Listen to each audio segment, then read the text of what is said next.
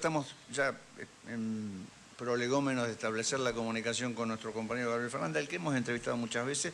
Para nosotros uno de los mejores analistas de política internacional que tiene la Argentina, un compañero que estuvo trabajando muchos años haciendo un periódico Cuestión que hacían los venezolanos, acá y él era el director del periódico, muy buen periódico.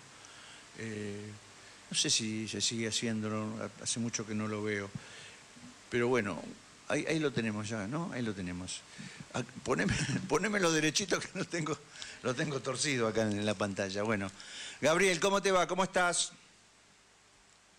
Hola, ¿qué tal? ¿Cómo andan ustedes? Acá estoy en la mesa con Pascual Manganiello. Se escucha bien, ¿eh? Ahí, a ver bueno. si salgo yo, Diana, porque está tapado por el chat. Ahí, cerrate el chat. Dale. Estamos ajustando un poco detalles acá, Gabriel. ¿Cómo andamos? ¿Bien? Bien. ¿Cómo andan ustedes? Bueno, bien, con bastante olor a neumático quemado, ¿no es cierto? Sí. Como cantaba Rafael Amor, olor a goma quemada, ¿no? Sí. Muy preocupante el horizonte nacional, muy sí. Oscuro, con mucha humareda, como la que parece que la olla está calentando, está cobrando presión la olla, ¿no? Así es, sí. Gabriel, me interesó muchísimo. Que, bueno, sí, discúlpame. Creo que no hay que aflojarle un tranco de pollo aquí al debate. Evidentemente, ¿no? Hay una situación, en la cual es necesario dar la discusión acerca de lo que ha ocurrido, y los empresarios que han apoyado al proceso de ajuste y de recesión, que dio como resultado ajuste y recesión, como lo había prometido Javier Milei en su campaña electoral, ¿no? Vos sabés que nosotros... A ver si puedo... ¿Escuchás bien? ¿Escuchás bien, Gabriel? Vamos a ver si... ¿Ahí me escuchás mejor? No, pero creo que en este caso es el mío. A ver. Carlos, a ver. ¿Está bien ahí? ¿Se escucha bien? ¿Se ve bien? A vos te escuchamos perfecto. Y se ve bien también. Se te ve bien y te escuchamos perfecto. Vamos adelante.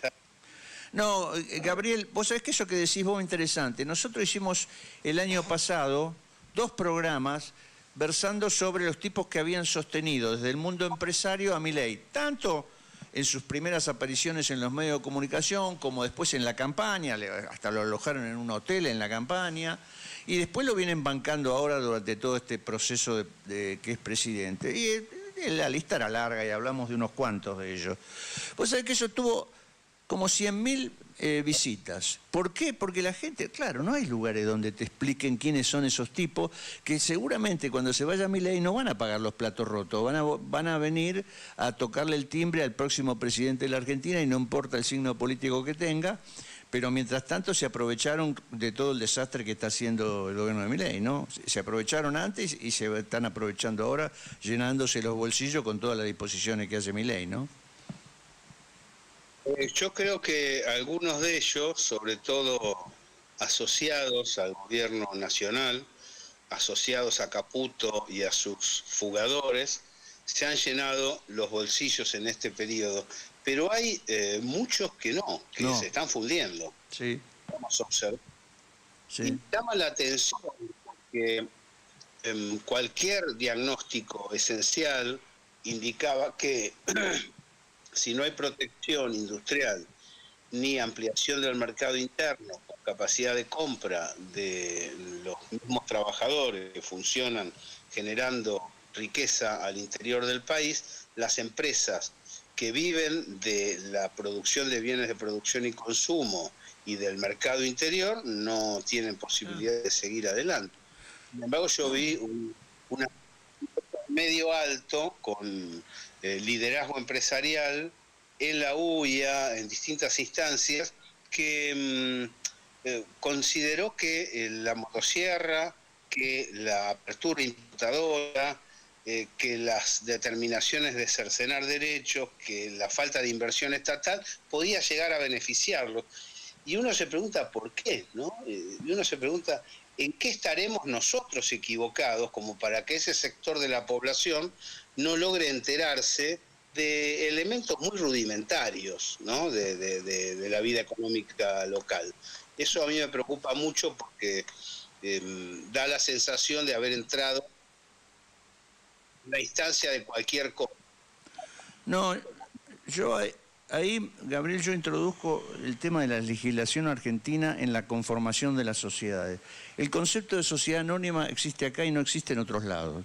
O sea, el dueño se enriquece, se autoenriquece y después, cuando la empresa cierra o quiebra, no se compromete con su patrimonio personal.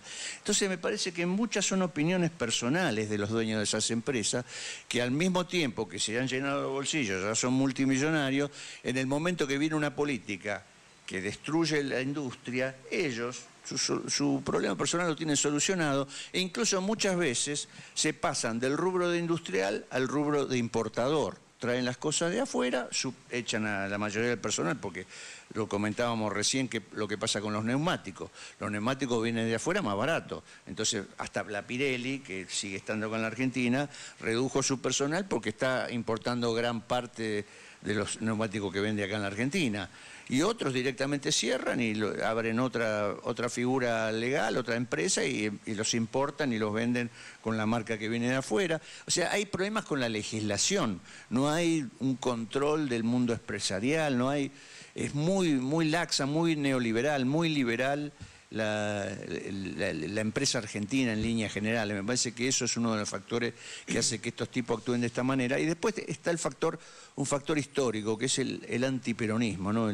Lo antipopular que tienen, esa ideología que muchas veces priva sobre sus propios intereses, ¿no? Prima sobre sus propios intereses. No dejo de alarmarme por falta de orgullo. Por ejemplo, Magallanes Quintanilla tiene 30 años de FATE y ahora se va a convertir el 45% de te escuchamos entrecortado. Fíjate si hay algún problema con el micrófono, porque está como entrecortado. A ver, che, ¿qué es lo que pasa? Ahí se te escucha mejor. A ver. Te escuchábamos un poquito entrecortado, por eso no queríamos que se perdiera lo que decías. ¿Ahora cómo va? Ahora perfecto, No sé muy si está bien, mejor. muy bien. No, decía que FATE tiene 80 años en el mercado argentino, sí, como líder, ¿no? Y habiendo apoyado a Milei, recibió un 45% de importaciones en este tramo que lo fundió. Esto no justifica los despidos, ni mucho menos. Es otro debate, ¿no?, el que estamos dando. Qué falta de orgullo de Magallanes Quintanilla. Porque está bien, entiendo que se convierta en importador, ¿no? Ahora, estuvo bueno liderar el mercado durante 80 años y señalar que las mejores gomas argentinas eran de esa empresa. Y lo cerró y listo. Y me da la sensación de, bueno, a nadie le importa nada, ¿no? A ningún empresario le importa siquiera el orgullo de decir que es líder en lo suyo. Un dato, digamos, simplemente de asombro en el sentido humano de la situación. Pero después, bueno, creo que el paro es importante, creo que el paro de mañana va a ser importante y tiende a recuperar el espíritu de lucha del movimiento obrero argentino. No, con respecto a eso, y ya metiéndonos en un tema internacional o regional, si querés, la famosa discusión de las burguesías nacionales, ¿no? Vos fijate, lo comentábamos creo que el programa pasado, la burguesía paulista, la burguesía brasileña, que como Bolsonaro hacía una política que desfavorecía su producción industrial, no fueron a buscar a Lula ningún problema, a la cárcel, lo sacaron con sus contactos seguramente con las Cortes Supremas, como burguesía, como sector social lo fueron a buscar a Lula para que volviera el Brasil productivo, el Brasil del desarrollo, manteniendo siempre esa estructura de injusticia social que todavía no pueden romper, porque eso hay que decir la verdad, los salarios en Brasil siguen siendo bajísimos para muchos sectores. Pero, digamos, la burguesía industrial argentina no tiene ese orgullo nacional, no es patriótica, no está pensando en su país, en sus trabajadores. De alguna manera, estos burgueses brasileños piensan en no cerrar la fábrica, en que esa política de Bolsonaro los perjudicaba. La burguesía argentina... Sí, por eso decía que ese problema de ellos, pero también nuestro. ¿Qué ha pasado aquí? ¿Qué no hemos sabido delinear como para que esos sectores empresariales cooperen con algo que tiene que ver con su propio interés? Un dato, creo que hay muchos factores, no los podemos agotar en una charla, pero un dato creo que es que la valoración del pensamiento nacional. Sí. Itamaraty es una fuente de pensamiento nacional brasileño muy apreciable, que tiene peso en Cancillería, es decir, tiene peso en relaciones exteriores, define rumbos, no es... Aquí se trata a Hernández Arregui, a Jaureche, a Scalabrini, como, bueno, idealistas del pasado, ¿no? Una especie de menoscabo. El jaurechianismo o el pensamiento nacional argentino no tiene lugar en la Secretaría de Pensamiento Nacional, en los medios de comunicación, en los distintos espacios y en Cancillería, ni siquiera cuando gobierna un sector nacional popular. Es decir, ni en los claustros, ni en los medios, salvo excepciones, los sectores del pensamiento nacional han sido convocados a desarrollar su acción de pensamiento práctico, en ninguna de las circunstancias que hemos vivido, mientras que en otras naciones se le ha dado especial relevancia precisamente a eso, ¿no? Hablamos de Brasil, pero podemos hablar de China y podemos hablar de varias naciones más que hoy, en cierto modo, impulsan las modificaciones, las transformaciones integrales que se viven a nivel planetario. Algo, el pensamiento influye, es decir, las ideas tienen que ver con el desarrollo que se lleve adelante de una política económica que parece muy ligada a vectores, porcentajes, prácticos y concretos, pero que esa elaboración práctica también tiene que ver con un flujo de pensamiento que se va interseccionando en los distintos sectores sociales y generando una mirada que tiene que ver con el presente popular nacional.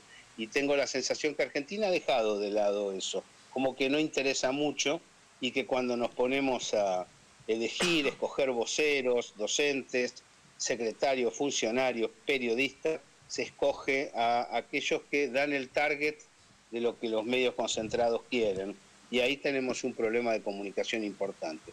El único problema no es el de comunicación, ni mucho menos, pero hay ahí un tema relacionado con la elaboración y el periodismo, con la docencia y el pensamiento que tiene algo de influencia en esto que estamos charlando, ¿no? Seguramente. Hay una consideración que hiciste vos en tu última emisión de Fuente Segura, si no me equivoco, que es una teoría que esgrimís en este momento, en esta circunstancia de la política internacional, que me parece muy interesante desarrollar y analizar aquí en los micrófonos de La Rebelde.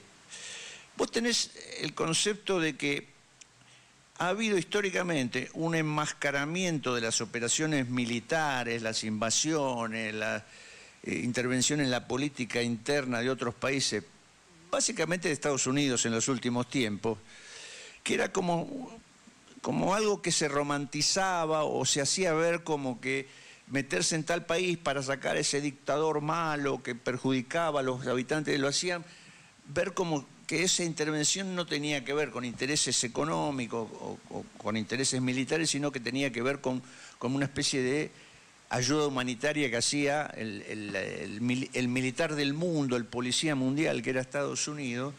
Y había sectores de la población de muchos países que compraban ese discurso. Y así, con eso, inclusive, falsearon lo que sucedió en la Segunda Guerra Mundial, por ejemplo, ¿no? Que se desconoce el factor del Ejército Rojo como factor determinante del fin de la guerra. Bueno, el cine norteamericano, la serie norteamericana se encargaron de desmentir eso durante años, ¿no?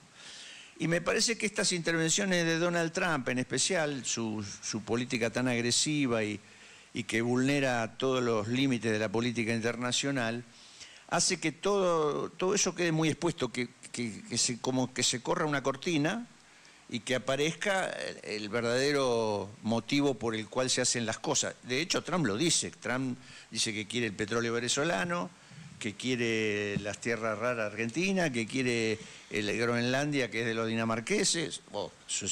Se supone que es de los dinamarqueses, cuando en realidad es una colonia. Es una colonia más, pero hace rato que está controlada por los groenlandeses. Más o menos. Tienen poca gente ahí, los dinamarqueses igual. Pero bueno, no importa, es otro tema.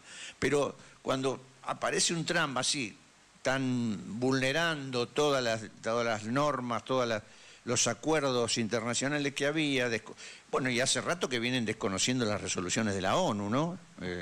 Estados Unidos, en lo que hace al cambio climático, en lo que hace un montón de cosas. Me parece que eso, con la llegada de Trump, se polariza o se extrema y se produce este desenmascaramiento, ¿no? Que creo que así vos lo llamás, ¿no? Bueno, creo que hay varios factores del presente que hay que analizar. Y uno de ellos es el que estás mencionando. A mí realmente me llamó la atención que horas después del procedimiento de secuestro del presidente constitucional venezolano Nicolás Maduro y su esposa, se diga que el cartel de los soles no existe. Es una situación casi risible, ¿no? Pero no les preocupó plantearlo de ese modo. Y así siguiendo en los distintos ejemplos que has ido desgranando, donde hay una especie de, efectivamente, desenmascaramiento que también tiene que ver con las pautas morales, las costumbres y los planteos sobre qué tipo de civilización se desea. No olvidemos que Jeffrey Epstein es un violador, un traficante de menores, pero es también un financista.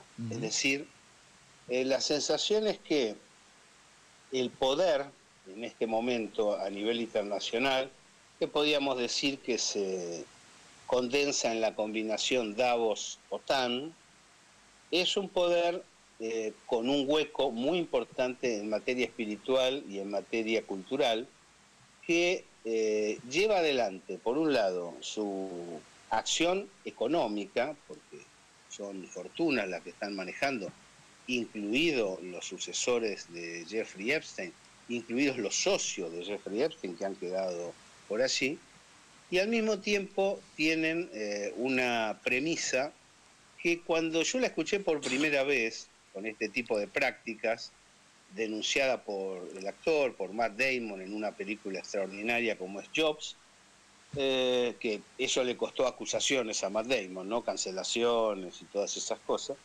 Yo digo, estará exagerando cuando él denuncia el comportamiento degenerado, inmoral de las castas gobernantes de los sectores financieros. Yo digo, ¿será tan así? Bueno, y ahora estamos viendo cómo surge a la luz. Y en sintonía, los grupos financieros han articulado desde antes de la Segunda Guerra, pero con mucho énfasis después de la Segunda Guerra Mundial, una serie de agencias de inteligencia en las cuales el liderazgo lo tiene la CIA, el MI6 y la Mossad, pero que tiene muchos más integrantes de detalle, como era la USAID, destinados a, y ahí es donde hilvana con el dinero, con el poder y también con la prédica de Jeffrey Epstein y sus asociados, destinado a realizar carpetas a través de la espía de los mismos convocados para las fiestas, los encuentros y los desarrollos que puedan hacer. Porque a los distintos líderes internacionales, cuando necesitan los sectores financieros que procedan de tal o cual manera, lo que hacen es mostrarle la filmación, las fotos, las imágenes, los testimonios de lo que ellos... La extorsión o los carpetazos, que también en la Argentina funciona, pero funcionaban antes en el Imperio Británico, digo, podemos hacer una larga lista. Ahí se descubrió de que Donald Trump emitió cheques a favor de este muchacho traficante de niños, 2.400 millones de dólares. Es una cifra interesante, habría que seguir el dinero para entender qué es lo que ocurría.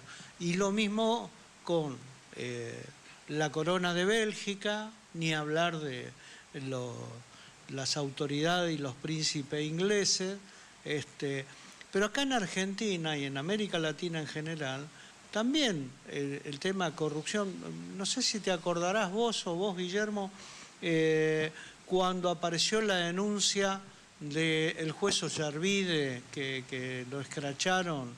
En un club nocturno gay. Claro. O sea, a veces uno, digo, por un lado está el cine y la fantasía, pero me parece que la realidad supera ampliamente todo eso, porque podría explicar a los Quader varios, no solo por un tema de dinero, sino el temor a los carpetazos. ¿Cuántos se bajaron de ser candidatos a presidente que tenían la oportunidad en algún momento, recordaremos, ¿no? Para que no salga a la luz pública. Digo, me parece que es parte de este sistema capitalista donde el objetivo superior de la dominación es la máxima ganancia, en lo que fuera y como fuera, ¿no? Por un lado, menciono, ahora que hablaste de Ollarvide le sacudieron públicamente porque no lo podían poner en caja dentro de los parámetros del Poder Judicial, por eso la ligó Ollarvide. Esta es la verdad de la milanesa. Ahora, en cuanto a lo general, internacional, es más complejo de lo que yo mismo estoy transmitiendo a través de esto, porque si bien se dan las situaciones que venimos observando, también es cierto que el desarrollo de la multipolaridad está empujando a ciertas negociaciones que no se preveían hace, te diría, 2 meses atrás, no 10 años, 1 mes, 2 meses atrás. En este momento la diplomacia ha vuelto a tener importancia. Y eso es, por un lado, porque hay líderes globales de carácter industrialista, antiglobalistas, valga la observación, que comprenden, aún sin ser personas éticamente reivindicables, comprenden que una hecatombe termonuclear en este momento puede llegar a ser definitiva, ¿no? Entonces nosotros en este momento no tenemos guerras, podríamos decir, que vayan más allá, lo cual ya es mucho, de Ucrania y de Palestina. ¿Por qué? Porque frente a la presión de los multipolares, de la Organización de Cooperación de Shanghái, una presión silenciosa para que todo se desarrolle, como dice China, en términos de diálogo, hay un acuerdo importante entre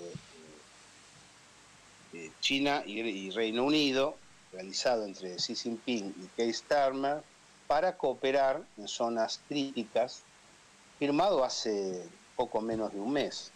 Hay un diálogo entre Irán y los Estados Unidos, admitido por los ayatolá, por el gobierno genuino y profundo de Irán, para lograr ordenar la potencia nuclear siempre objetada de la nación persa. Y hay un diálogo que se está desarrollando entre Trump y Putin, que parte del encuentro de Alaska, de Anchorage, donde ahí se plantearon algunos elementos muy, muy sólidos de intento de desarrollo de acuerdos, podríamos llamarlo para entender. Y hay otros diálogos más relacionados con la diplomacia internacional. Esto, inclusive Petro dialogando con Trump, y también el mismo Lula, del cual hablamos recién, teniendo una perspectiva de comprensión, ¿no? Sin bajar sus propias banderas de desarrollo local y de pertenencia. Delcy Rodríguez en Venezuela. Exactamente, y ahí va al otro tema. Cómo los venezolanos resolvieron la situación, una situación irresoluble, en la cual, por un lado, se mantiene el liderazgo político del chavismo a través del Partido Socialista, y PDVSA entra en acuerdos con Estados Unidos compartiendo ganancias, algo que parecía ilusorio. Es decir, tenemos una situación en la cual hay una presión del interés de base, que es la humanidad, los pueblos, que se canaliza a través de los liderazgos Shanghái, por así decirlo, incluyendo inclusive a Petro, incluyendo a las naciones latinoamericanas, a México, y un forzamiento a sentar al primer mundo, por llamarlo de alguna manera, esa combinación Davos-OTAN de la que venimos hablando, a negociar, a dialogar, porque no porque sean buenos, sino porque no tienen condiciones para imponer rumbos. Como Estados Unidos ya no tiene condiciones para imponer el sendero de la humanidad, y como la Unión Europea menos todavía, porque además aceptó que le rompieran el Nord Stream, es decir, la posibilidad de acceder a energía en tiempo, forma y precio, las naciones multipolares que han seguido creciendo en todo este periodo, lo que hacen es, bueno, vamos a dialogar, a ver cómo resolvemos estos conflictos globales. Y ahí es donde yo advierto a los compañeros que están afrontando la cobertura de medios internacionales, charlando algunos en duros términos, conversando. No hay que, en la búsqueda de adhesiones, de reproducciones y de presencia en las redes, no hay que hacer tremendismo y anunciar guerra inminente, porque no se puede corroborar esa información. Lo que nosotros necesitamos es decirle a la gente la verdad, ¿no? Así como tampoco tiene mucho sentido anunciar una inmediata desdolarización, porque el proceso desdolarizador es tan complejo, la elaboración de una nueva moneda es tan compleja, que es lo que han resuelto muchas naciones en esa dirección. Básicamente volcarse al oro. ¿Esto qué quiere decir? No crear una moneda multipolar que arrase con el dólar. ¿Y esto por qué es así? Bueno, primero lo ha dicho Wang Yi, el canciller chino, en varias oportunidades, y también lo ha dicho en los foros internacionales Xi Jinping, porque los conflictos, según la filosofía impuesta por China al bloque multipolar, deben ser resueltos a través de la conversación, del diálogo y no de la violencia. Pero yo añadiría, en segundo lugar, que no es un tema menor, que todos saben que no es que porque hay un desarrollo del Producto Bruto Interno importante en los emergentes y hay una caída en Europa y al mismo tiempo una dificultad interna, casi una preguerra en los Estados Unidos, se puede anular la existencia de los espacios. Y como no se los puede anular, es decir, ¿quién va a hacerse cargo de la desaparición de Estados Unidos? Lo que se le dice es sentate y escuchá. Y es lo que viene pasando en el vínculo Rusia-Estados Unidos, Putin-Trump, y en el vínculo China-Estados Unidos, Xi Jinping-Trump, después de diálogos muy intensos entre Putin y Xi Jinping. Entonces, no hay que ver el diálogo que establecen estas naciones como una tragedia, como un problema. No hay que pensar que India, por ejemplo, o Irán, o Colombia se dieron vuelta y acordaron con el imperio. El hecho de que en lugar de bombardeos que dañen el Mar Caribe o dañen Asia Occidental, hay conversaciones diplomáticas, es una victoria de los multipolares, que lo que necesitan es paz para crecer, para poder desarrollar la franja y la ruta, para tener inversiones productivas. ¿Cómo se va a desarrollar esto? No lo sé, porque el futuro está abierto, ¿no? Y además todos están armados, por lo tanto puede haber una dificultad estructural muy potente, y sin embargo la sensación es que sentar a la mesa de negociaciones a determinados poderes mundiales, que hace no mucho tiempo estaban acostumbrados a ordenar, decir qué es lo que había que hacer bajo la obediencia del conjunto, es también una victoria de aquellos que están construyendo un mundo más equilibrado. Creo que esto es para pensarlo, porque como verán, desde que empezamos a hablar hasta ahora son muchos elementos contradictorios de la misma realidad, que están dentro de la misma realidad. Inclusive volviendo al tema de la invasión para secuestrar al presidente Maduro, a partir de ahí me parece que hubo algunos días que Trump siguió con su discurso belicista, pero ya ha pasado bastante tiempo de eso, parece que ha retrocedido, ¿no? Que se ha calmado, ha cambiado su discurso, ha dejado de tener esos abruptos, amenazando distintos países, hasta Groenlandia, como decíamos recién, México, se la agarró con Colombia también. Bueno, eso cambió un poco, me parece que han hecho una reflexión política quizás y se han replegado, lo que no garantiza.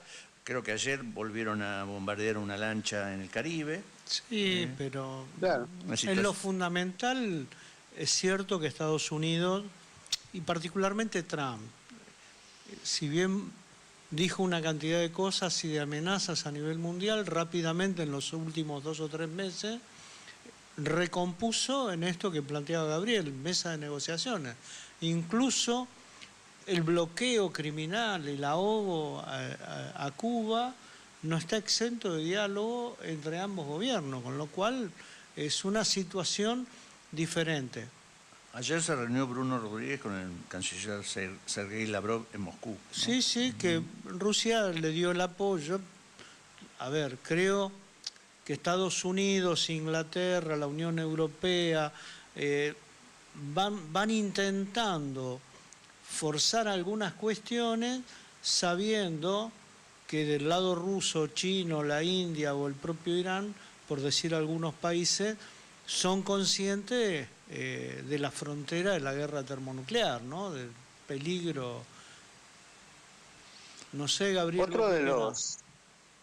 Otro de los elementos que merecen considerarse es la reunión de Marco Rubio con Víctor Orbán, con el premier húngaro. Esto rápidamente puede llamar, ¿no? Orbán lo traicionó a Putin. Yo no creo que ese respaldo preelectoral, hay elecciones en abril en Hungría, realizado por Estados Unidos, porque Rubio no solamente fue él a apoyarlo, sino que le llevó el apoyo de Donald Trump. Así es. Está relacionado con el monitoreo tanto de Trump como de Putin que realizan de aquellos que están negociando. Y no habría que desdeñar la posibilidad de paz en Ucrania. No habría que desdeñar esa posibilidad. Y Orbán ha planteado la injerencia de Ucrania en el proceso electoral, con lo cual le está diciendo que se siente a negociar y que de alguna manera calme un poquito las aguas. El gran derrotado de este encuentro Orbán-Rubio es la Unión Europea y Ucrania. Son los que quedan fuera de la negociación, con lo cual cabe esperar novedades no solo en Hungría, que no van a ser elecciones fáciles por lo que sabemos, sino también en el territorio de Kiev.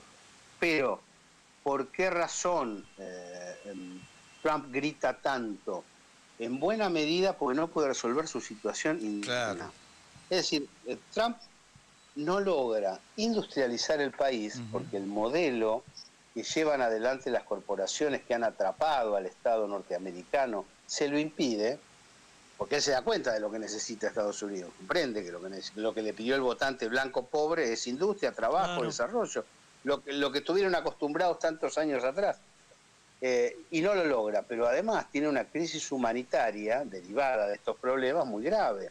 Tiene droga a niveles desconocidos, aún para Estados Unidos, tiene tiros todas las semanas de gente enajenada, ¿no? Que sale a dispararle a los chicos en las escuelas. 42 millones de personas reciben ayuda alimentaria en Estados Unidos. Exactamente, los nuevos barrios son lonas tiradas en las calles, donde la gente se arremolina para dormir por la noche, en situaciones de frío, ¿no? Extraordinaria. Y tiene ahora la secuencia de un error relacionado con la campaña electoral y las promesas disparatadas, que está relacionado con el ICE, ¿no? Con el ICE, donde lo que ha logrado es primero que los policías maten norteamericanos, porque mataron a la chica Good, mataron a Priestley, es decir, mataron tipos de allá. Esto generó una movilización de migrantes y una movilización de norteamericanos en contra de la represión muy razonable y justa, y que creo que le va a hacer muy bien a los Estados Unidos.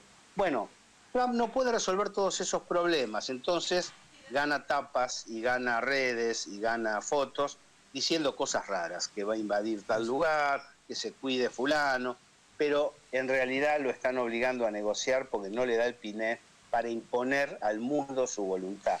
Esto creo que también vale tomarlo en cuenta porque en general las fuerzas de izquierda tienen una costumbre de ser derrotadas y de cobijarse en la derrota y decir, el imperio es muy malo, el imperio es muy malo y muy poderoso, nos sojuzga. Y el imperio es malo, es poderoso, pero no necesariamente está sojuzgando a la humanidad en este momento.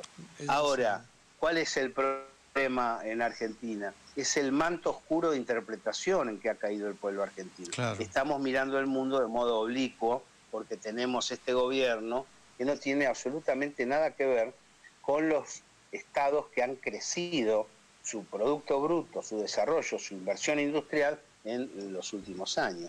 Está llevando el camino inverso. Y entonces el mundo también se ve del revés. Vos sabés que volviendo la paginita para atrás con el tema de los migrantes en Estados Unidos, ¿existe algún dato, alguna idea de cuánto ha perjudicado el hecho de que los migrantes no pueden trabajar como hasta ahora, en negro, en blanco, en gris, o sea, todas las situaciones que se daban, que los migrantes realizaban las labores que los estadounidenses no querían? ¿Hay alguna idea del impacto económico de esto? Por un lado, hay un impacto electoral que se observó en no menos de 6 elecciones de hace 3 meses a esta parte, donde perdieron los republicanos, es decir, ha habido un rechazo. En algunos casos puede ser parte de una realidad histórica, como Nueva York, pero en general es un rechazo a las políticas económica y represiva del gobierno de Donald Trump. Ese rechazo es importante.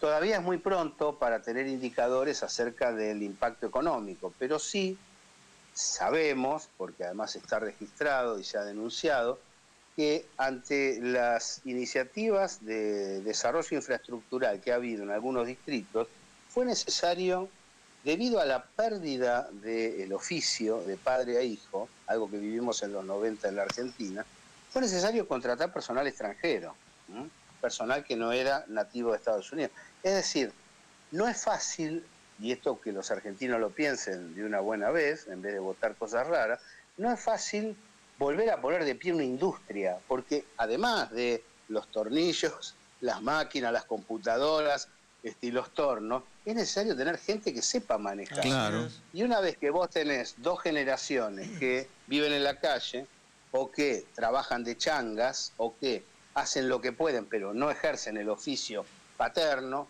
y vos tenés serias dificultades para llevar adelante una política, y esto lo está sintiendo Estados Unidos hoy día, a tal punto que eso sí me informaron, lo que es infraestructura, construcción, establecimiento de nuevos galpones relacionados con productos vinculados con la manufactura, han sido instalados de los últimos 6 meses por personal extranjero, porque no encontraban norteamericanos que supieran hacer el trabajo.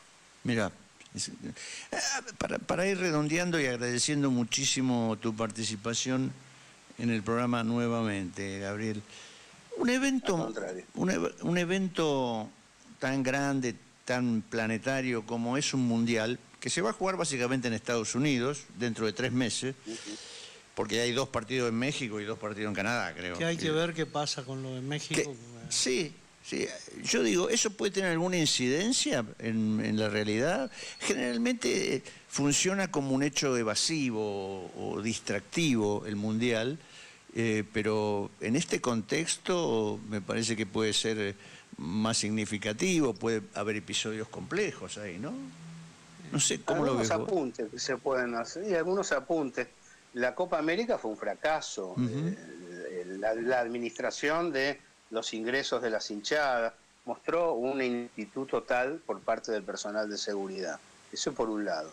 Por otro lado, la Argentina, que es el principal actor de esta estructura de cultura popular, que es el fútbol, está siendo hostigada desde adentro, porque las acusaciones sobre la AFA surgen porque la AFA funciona. La AFA funciona, lo explicó alguna vez Grondona, cómo funciona, y hay sectores liberales que ya nos robaron el Inca, nos robaron todas las actividades culturales, ahora quieren hacerse del fútbol, pero no para potenciarlo y hacerlo mejor, sino para rapiñar. Y después está el tema cultural directo, donde no hay que olvidar que en la Copa América los ensimismados norteamericanos tradicionalistas pusieron en una contienda donde juegan católicos y agnósticos, básicamente, esos son los conglomerados de selecciones de América Latina, pusieron un pastor protestante en la apertura, hablando en otro sentido, en un sentido que los demás no comprendían. Esto a mí me llamó la atención, lo dejo para reflexionar, el show de Bad Bunny en el Super Bowl. El Super Bowl. Creo que fue una que después actuó acá en River, actuó en River al día siguiente. Acá estuvo poco difundido que estuvo en River hace 2 o 3 días. Tiene 3 funciones para hacer. Sí.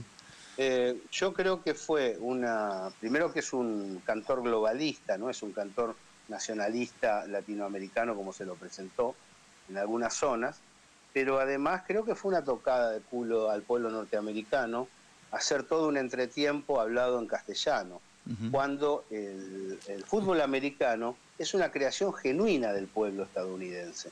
Y no tiene nada que ver con lo que hacemos todos los demás. Es como un rugby deformado, digamos. No tiene nada que ver con los juegos, con el fútbol, ellos le llaman soccer, que se juega en el resto del planeta. Y son orgullosos, y aunque a nosotros nos parezca un juego tonto o menor, están orgullosos de eso y son sus capitales culturales. Entonces venir a meter a un latino que hable en castellano durante todo el tiempo, que además los castellanos tampoco lo entendíamos, ¿no es cierto? Es como Capusotto. Aparte el entretiempo duraba 19 minutos, que es lo que quieren imponer en el fútbol también, que dure 20 minutos. Claro, y porque vendés más productos. Claro, publicidad. Creo que ahí, es decir, yo no creo que se pueda hablar, aunque lo hagamos por costumbre y tratemos de explicarlo, de los yanquis en general o de los norteamericanos en general. Aquí hay un pueblo norteamericano que, por los motivos antedichos, la droga, la falta de trabajo, está sufriendo mucho y no está sufriendo y se comporta de manera negativa para con nosotros. Hay que ver por qué se puede ser un aliado. Es decir, el pueblo norteamericano, que Trotsky en algún momento definió como industrioso, lo elogió, es un pueblo que tuvo FIS, tuvo los sindicatos, tuvo el desarrollo y lo aplanaron, lo aplastaron. Entonces ahí hay que darse un trabajo donde me parece que los migrantes y los latinos no tienen por qué meter una sobreimpresión cultural para decirle ahora ustedes se callan porque lo correcto es hablar español. Eso no va a funcionar. Cada país debe entrar en la multipolaridad con su cultura. Sí, bueno, tuvo a Sacco y Vanzetti, tuvo a las mujeres asesinadas el 8 de marzo, bueno, sí, de ahí vienen todas esas celebraciones, ¿no? De esos lugares. No, además tiene una historia, digo, todavía nos faltaría hablar de los ejércitos blancos que hay en distintas regiones de Estados Unidos, que son ultraconservadores y que no necesariamente responden a Trump y a sus intereses. Es decir, hay muchas contradicciones en Estados Unidos. Es decir, la lucha popular, a mí me llegan algunos grupos organizados y a veces me asombro, pues son grupos definidos como marxistas y juntan más gente que nosotros acá en Argentina. Sí, claro. Claro,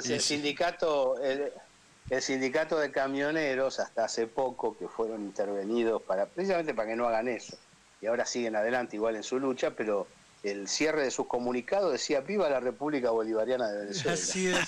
Así es. Bueno, muchísimas gracias, Gabriel, por tu participación. Un placer, compañero, gracias a ustedes. Abrazo grande. Y vamos Lobo, vamos Lobo. Bien, Gimnasia, vamos. Somos Terian, viste que nos disfrazamos de lobo. Sí. Bueno, esta noche vamos a ver al bicho. Un abrazo. Chau. Bien. Juega bien Argentina. Bien. Saludos, abrazo.